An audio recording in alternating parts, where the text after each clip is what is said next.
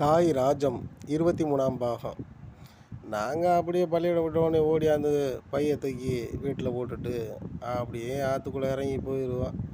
4:30 தானே ஆகுது. ஆற்றுக்குள்ளே கொஞ்ச நேரம் மீன் பிடிப்போம்லான்னு மீன் பிடிப்போம். அப்புறம் அதை சுட்டு திம்போம். சுட்டு தின்னுட்டு அப்புறம் கொஞ்ச நேரம் அப்படியே அவனுக்குள்ளேயே கபடி விளாடுவான்.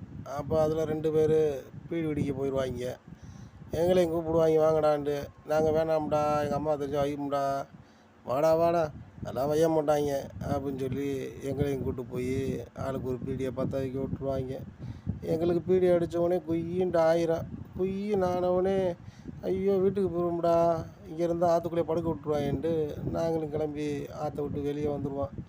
எங்கள் அம்மா வந்தவொடனே என்னடா உதடெல்லாம் கருப்பாக இருக்குது அப்படின்னு கேட்கும்.